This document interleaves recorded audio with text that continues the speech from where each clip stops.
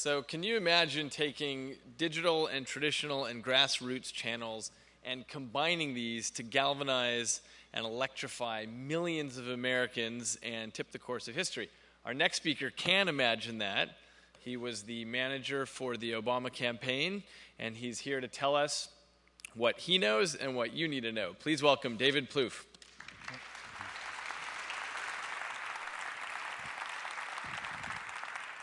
Thanks, everybody. It's good to be with you this morning. As I was looking at the date this morning, October 15th, it reminded me that a year ago today, the most popular person in America was Joe the Plumber. So I'm glad those 15 minutes are over. A lot goes into running a presidential campaign and winning one. But I was asked today to speak specifically about how we built and utilized a grassroots movement to help deliver an election victory in both primary and general. And I'd start by saying that the origin of this was a combination of desire and necessity. When Barack Obama first talked about running for president, which was very late in the process, most people think about this for years and years and years and plan for years and years and years. We got into this very unconventionally. One of the reasons he wanted to run was a belief that too many people in this country felt disconnected from their government, from their politics, believed that their voice didn't matter, wasn't heard. And so he wanted to run a campaign to try to reignite that spirit of democracy we had seen in moments during our country's history, but really had lapsed in both parties. But there was also a necessity. We were running against the strongest frontrunner our party had ever had. We had nothing outside of the state of Illinois, and she had political support and establishment support and organization everywhere. So we had to quickly try and build an organization. And we knew we weren't going to get a lot of political endorsements, didn't really want them, knew we weren't going to get a lot of organizational support. This would really be a campaign of the people if we could ignite a spark out there and figure out a way to really motivate, inspire, and make people productive. And so a few principles that were embedded in our campaign in the beginning as we set out to build this, but I think are applicable to most organizations that are trying to reach and motivate people. The first was this was going to be built largely digitally. We started the campaign with just a few thousand email addresses. We grew to 13 million. We believed that we needed primarily our website and the internet was going to be the net that would capture people. And they would express interest by signing up. Doesn't mean that they decided to vote for us, much less help us. But we then could communicate with them and try and convince them to become a volunteer, become a supporter, become an organizer, become a contributor. And so from the very beginning, you really can't talk about the grassroots movement we built separate from the internet primarily. Now, digital technology, mobile technology, we used it and got several million cell phone numbers. It was a great way to really deliver kind of brief information. Barack Obama is going to be in your hometown tomorrow. Please show up at the rally. Don't forget the voter registration deadlines tomorrow. Here's how you early vote in your state. It was a great way to provide information, but still limited. Now, the truth is that will change. I don't think it's 2012. It may be 2016, 2020.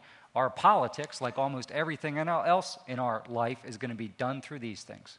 And what we did, sending email to people that they would open up on their laptops or desktops, is going to seem like Jurassic Park. But that's what was available to us. So from the very beginning, most political campaigns, and I would argue a lot of companies, still treat the digital side and certainly the grassroots side as kind of additive, not core to who they are. For us, it was core to who we were from the very first moment of our presidential campaign. It was in our DNA that we were going to rise and fall on our ability to build a grassroots movement, and that the digital world was going to be the way that we'd organize that. So it was the way that people came to us. And we obviously did a lot of things, internet advertising, other things, to get people to sign up. In fact, from the moment we announced for president till November 3rd of 2008, the day before the general election, when anyone asked us, how can you help us? The first thing we tried to say was, find us 10 more people to sign up on the website. And they'd say, well, I want to write speeches. I want to give you policy ideas. Well, that's great too, but find us people to sign up. We've got to scale this thing up. The next principle was we wanted our website to become a home for people, and that it would not be a deficient experience. I think this is really important. If you're a business and organization, If when so many people, and it's not just young people, in most states where we campaign, the people who spent the most time online every day were people over 70.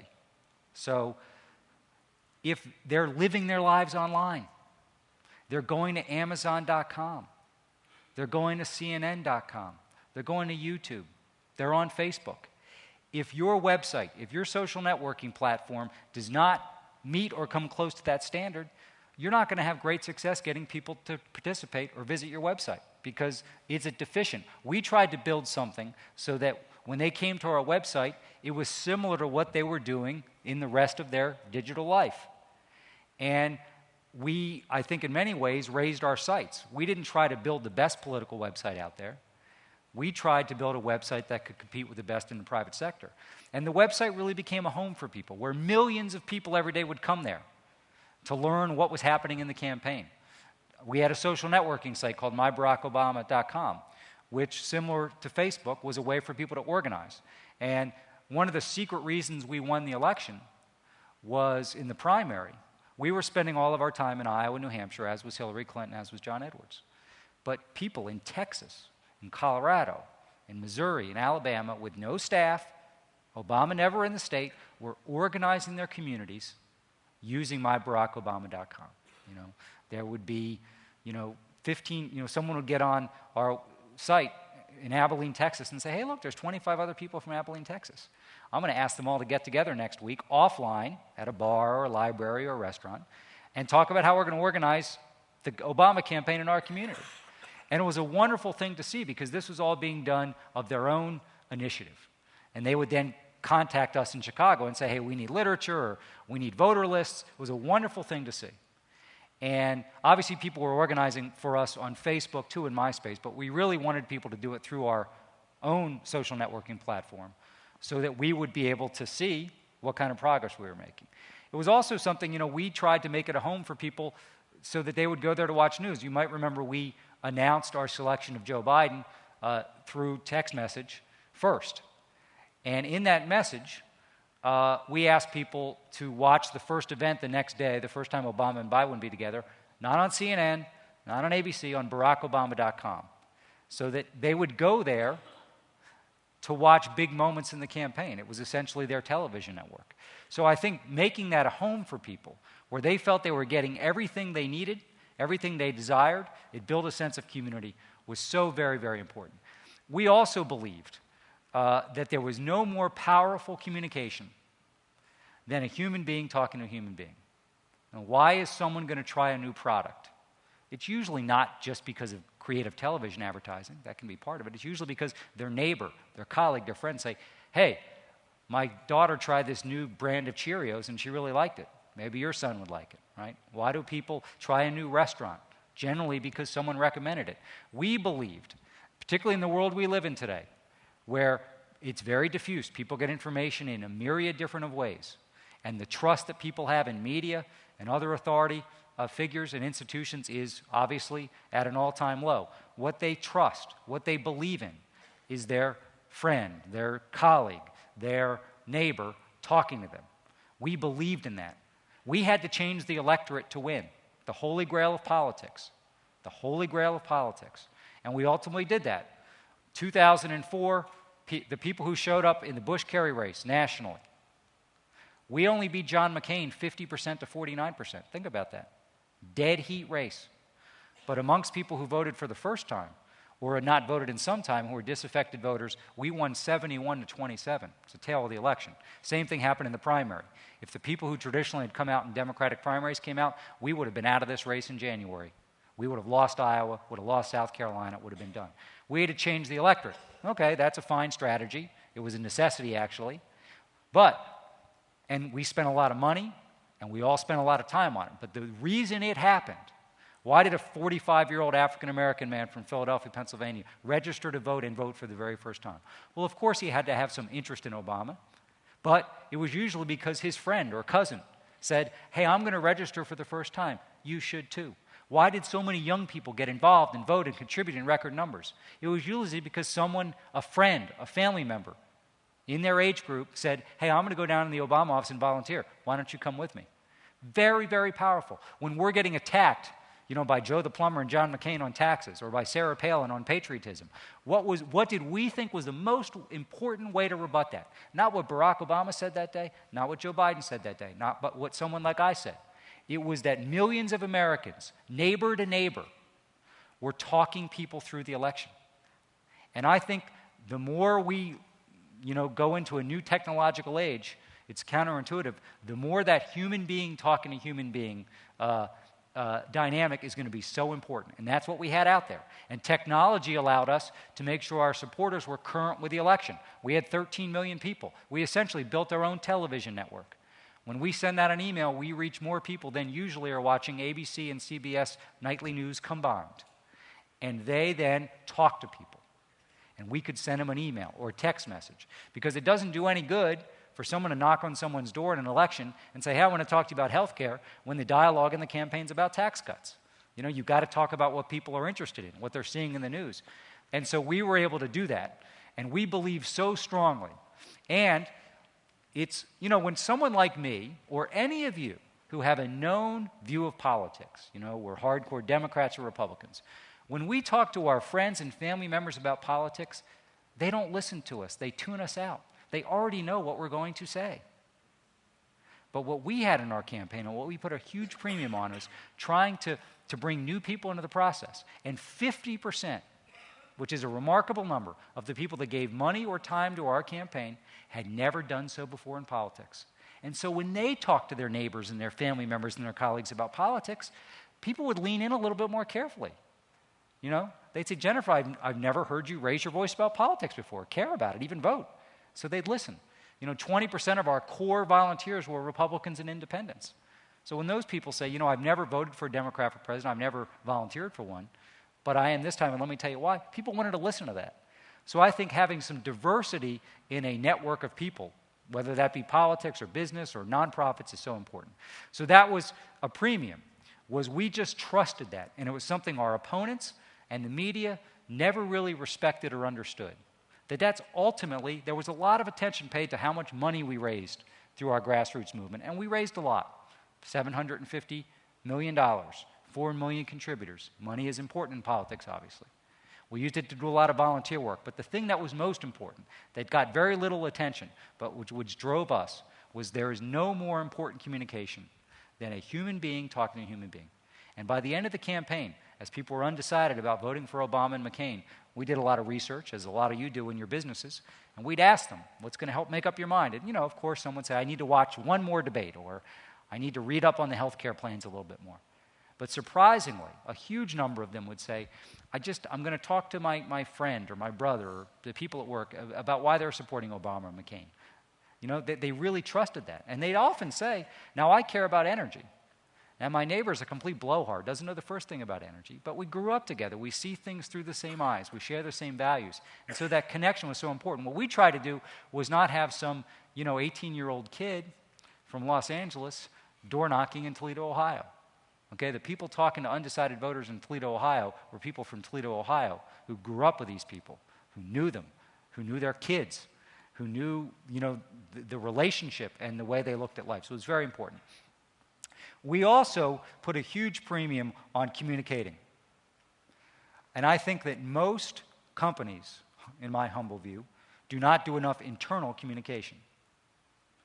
I think if your employees, in our case it was both employees and these millions of volunteers who were an extension of our staff, I'd ask myself every day, if they can't answer in one sentence, obviously what our core message is, but how to talk about our health care plan, what our electoral strategy is, we've got big problems. I think that same test should be applied to any organization. If everybody in the organization cannot answer in a very, very brief way, why is the company going to succeed? How's it going to thrive during these tough times? You're not going to get the productivity you need. You want people to be focused on their own jobs and not have discomfort and angst about the direction of the organization. So we did an enormous amount of internal communication, most of it being video, and we didn't start there. We learned that we live in a video age, and again, it's not just young people. You can track all your communications online. That's one of the values of it. The data does not lie. People more readily consume messages that are either all video or have a video component, they're more likely to internalize it. And so that would be another test, is if you're communicating with people internally, whether that's customers, employees, retirees, volunteers if you're a nonprofit, are you doing enough video? Because every month, more and more people are kind of living their digital life that way. We all know. We get YouTube videos sent all the time from our friends and family members. That's what people are doing now. And so we did a lot of video so that our volunteers would understand how to talk about our healthcare plan, how to talk about our economic plan, but that they would also understand our political strategy. Because something we did that was quite counterintuitive was these were volunteers. And we thank them a lot. But rather than just saying, thank you so much for what you've done, and if there's any way you could give us a little more time, boy, we'd sure appreciate it. We didn't take that approach. We were very aggressive with them. We said, you know what? You signed up to help win this campaign, to help bring about change. We've built a strategy based on you, which was the truth. We targeted Indiana and North Carolina only because we thought we'd have a strong enough grassroots campaign to win it. Same thing with Florida. It wasn't a nice addition to our strategy. It was our strategy. And we said, you got to do more. You got to find time. Even though you've got 2 jobs and you've got kids, you've got to find time. You've taken responsibility. Many people signed up to be what we called team leaders. They had taken responsibility for a block or a precinct. And we put pressure on them. And we hear from people in the nonprofit community all the time, how can you do this? How can you really put pressure on volunteers? But what we found is people loved it. If people, as busy as they are going to give time that it's hard for them to figure out how to give, and give money that's hard for them, they want to know it matters. They want to know they matter. And they want to know how they fit into it all. And so we did a lot of that. We told them, okay, to win the state of Florida, this is how many people we need to register to vote to win in our view. So that when someone went out and registered 6 voters, doesn't sound like a lot, but they understood it was part of the entire symphony of people out there registering voters. And we would tell them to win the state of North Carolina, sadly, it's going to cost $22 million.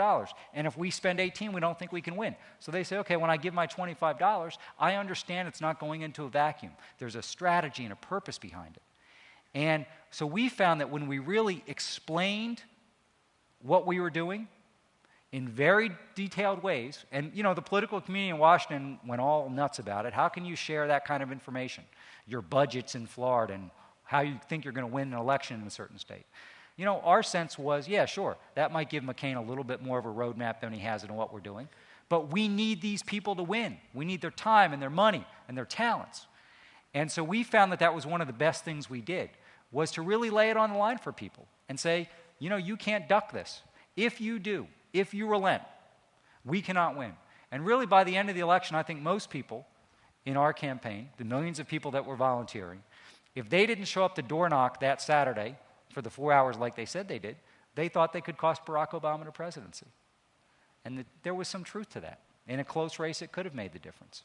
So that was a really important principle, I think, of making sure that they felt valued. We also did a lot of motivational stuff offline. When Barack Obama would fly into a state like Ohio, normally presidential candidates get off the plane and before they go to the rally, the 10 big fundraisers from Cleveland are there, and you shake their hands and you go to the rally.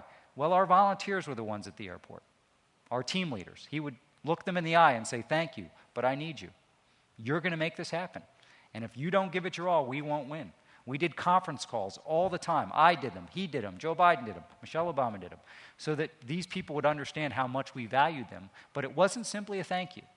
It was also to remind them how important they were. That they were no less important than Robert Gibbs, our communications director, David Axelrod, or me. They were the campaign. They were who we thought about, and it really helped. Last thing I'd say is that there's a lot of attention paid to the tactics. Well, your strategy was brilliant on, changing the electorate, or you really had a great website, or you had good tools. And I think that misses a huge point, which is you cannot manufacture passion or a movement.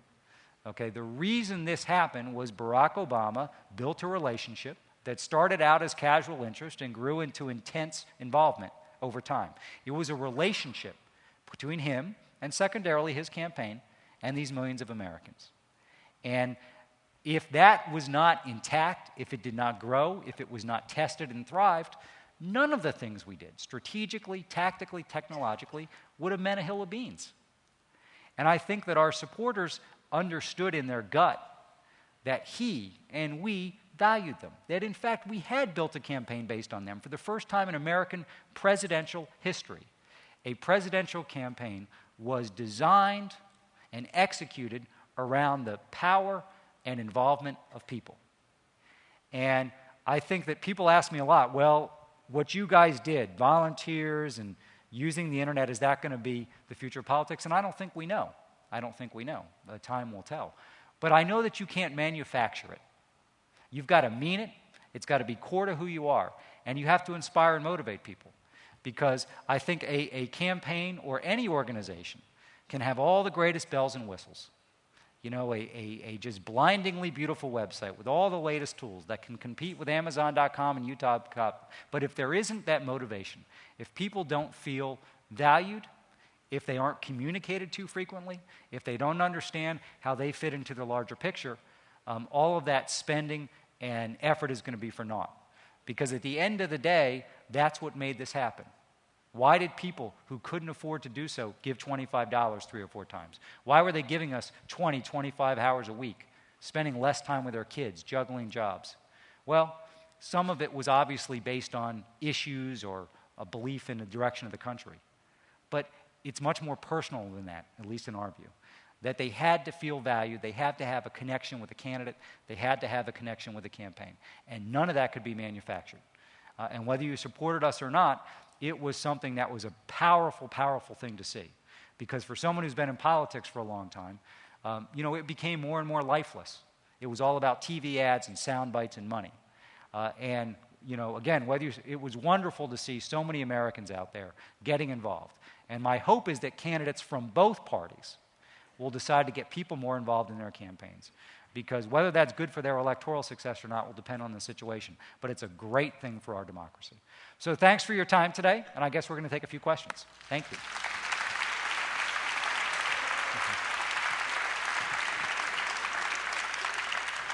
Thank you, David. So managing a successful presidential campaign, many people think that sounds like about the best job in the world.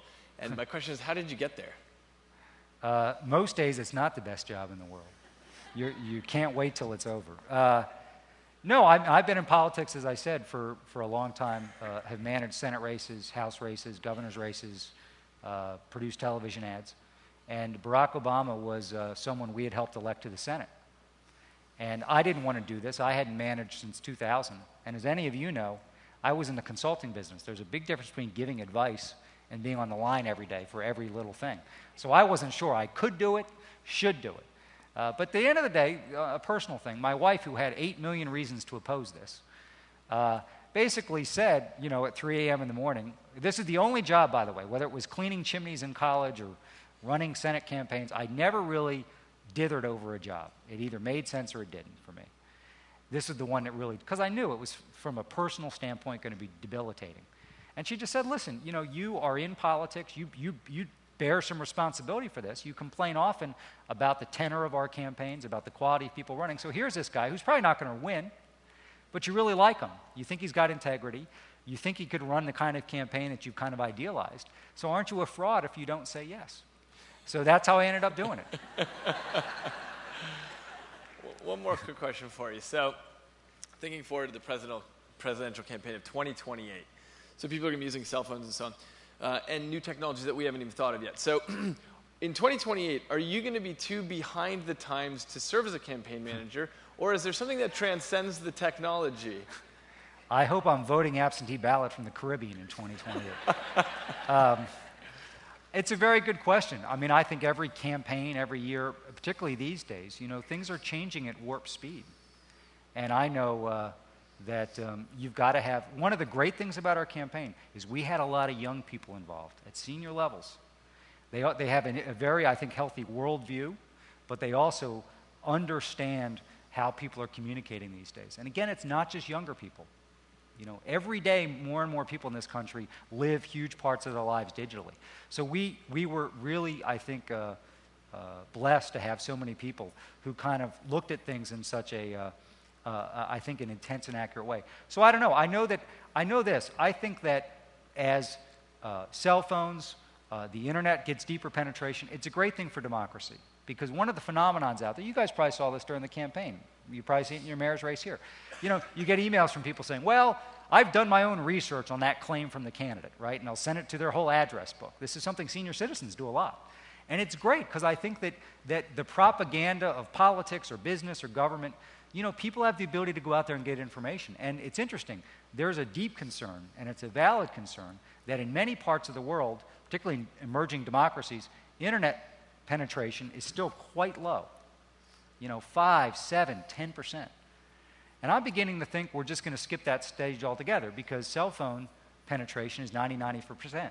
And as cell phones and PDAs, as you can do more on them, video, information, I think it's going to be revolutionary, what you're going to see around the world as people are able to communicate, particularly in places where there's oppressive forms of media control. So I think it's a great thing for democracy. I think it makes participatory democracy better. I think it makes for a better informed electorate. And at the end of the day, I think that media is still going to play its role. But I think this sort of digital space is going to become more and more important in our political life. Great. Another round of applause for David. Thank you. Thank you, everybody.